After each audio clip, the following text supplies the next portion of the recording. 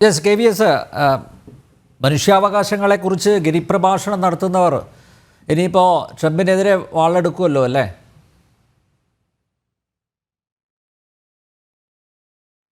ഇതിൽ ഇത് രസകരമായ ഒരു കാര്യം, ഈ അനധികൃത കുടിയേറ്റക്കാർക്കെതിരായിട്ട് ശക്തമായ നടപടിയെടുക്കും എന്ന് ട്രംപ് പ്രഖ്യാപിച്ചപ്പോൾ അതിനോട് ഫ്രാൻസിസ് മാർപ്പാപ്പയുടെ ഒരു പ്രതികരണം ഉണ്ടായി.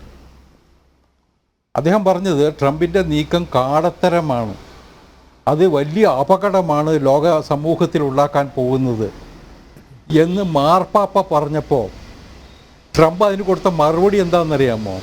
അങ്ങനെയാണ് ഈ ആൾക്കാരെ മുഴുവൻ വത്തിക്കാനിൽ കൊണ്ടേ പാർപ്പിക്കട്ടെ. അങ്ങനെ മാർപ്പാപ്പയോട് മുഖത്ത് നോക്കി സംസാരിക്കാനുള്ള ഒരു ധൈര്യം കാട്ടിയ അത് അമേരിക്കയുടെ പ്രസിഡൻ്റാണെന്നും കൂടി ആലോചിക്കണം. അമേരിക്കയിൽ കത്തോലിക്ക സമൂഹത്തിനുള്ള സ്വാധീനവും ഒക്കെ നമ്മൾ മറന്നുകൂടാ. അങ്ങനെയുള്ള ഒരു ധൈര്യം കാട്ടിയ ഭരണാധികാരിയാണ് ട്രംപ്.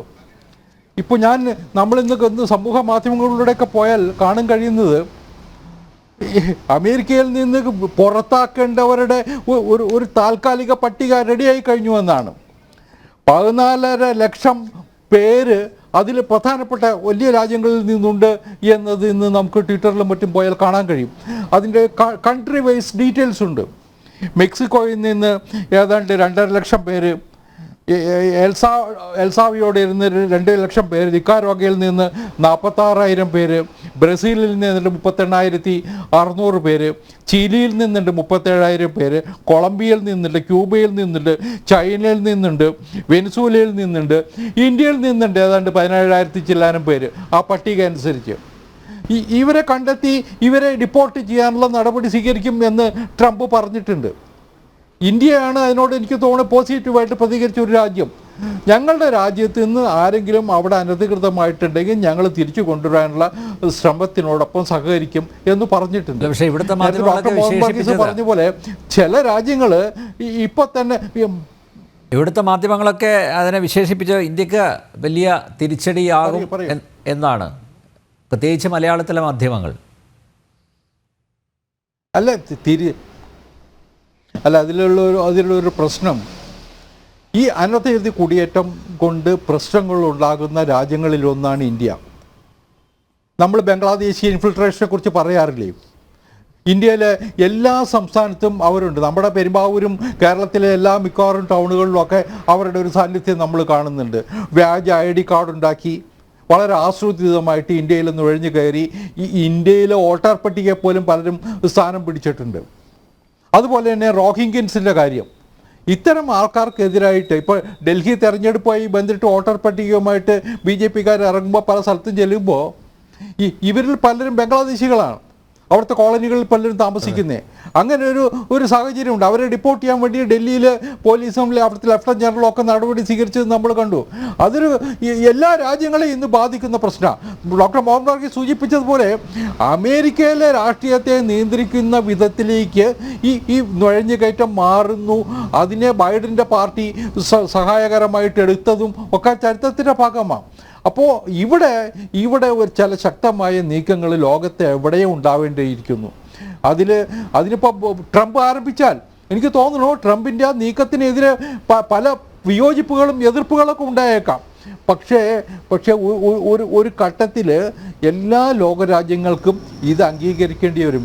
കാരണം അതിൻ്റെ പിന്നിൽ ഈ അനധികൃത കുടിയേറ്റം മാത്രമല്ല, അവരിടപെടുന്ന പല കാര്യങ്ങളും, ടെററിസമുണ്ട്, ജിഹാദി പ്രവർത്തനങ്ങളുണ്ട്, മയക്കുമരുന്ന് വ്യാപാരമുണ്ട്, ക്രിമിനലൈസേഷനുണ്ട്, അങ്ങനെ അനവധി കാര്യങ്ങൾ കൂട്ടിക്കൊഴിഞ്ഞ് കിടക്കുന്നു. അപ്പോൾ ഇതിൽ നിന്ന് ഒരു മോചനം വേണമെങ്കിൽ ഇത്തരക്കാരെ നിലയ്ക്ക് നിർത്തിയേ പറ്റുള്ളൂ, ഇത്തരക്കാരെ പുറത്താക്കിയേ പറ്റുള്ളൂ. ഇന്ത്യ ശക്തമായിട്ട് നടപടികൾ സ്വീകരിക്കുന്നുണ്ടല്ലോ ഇപ്പോൾ. അതുപോലെ അങ്ങനെ സ്വീകരിക്കുന്ന ഒരു രാജ്യത്തിന് ട്രംപ് സ്വീകരിക്കുമ്പോൾ പറ്റില്ലെന്ന് പറയാൻ കഴിയുമോ? അതുകൊണ്ട് എനിക്ക് തോന്നുന്നു ഇത്തരം ഒരു അനധികൃത കുടിയേറ്റത്തിനെതിരായ ഒരു മാസ് മൂവ്മെൻ്റ് ഉണ്ടാകുമ്പോൾ അതിനോട് സഹകരിക്കാൻ ലോകരാജ്യങ്ങൾ എല്ലാവരും തയ്യാറാവണം എന്ന് തന്നെയാണ്. ഞാൻ ഒരു കണക്കൂടി അവതരിപ്പിക്കാം. ഈ കഴിഞ്ഞ ദിവസം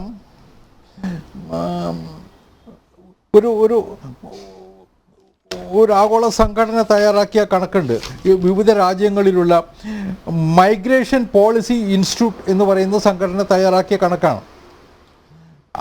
അതനുസരിച്ച് അമേരിക്കയിൽ മാത്രം ഏതാണ്ട്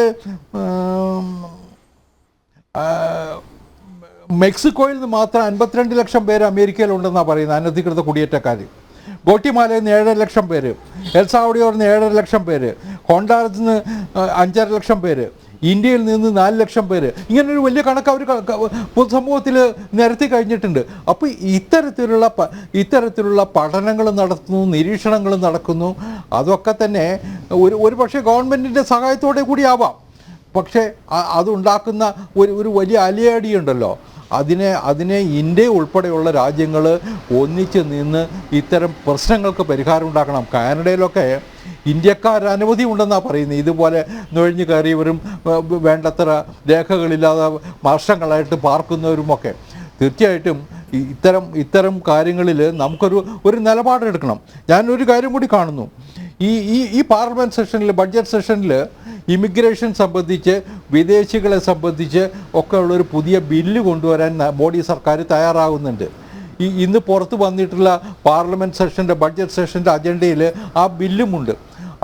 അതും ഈ ദിശയിൽ കാര്യങ്ങൾ നീക്കാൻ സഹായകരമാക്കുന്നതാണ് എന്നതാണ് ഞങ്ങളൊക്കെ വിശ്വസിക്കുന്നത്.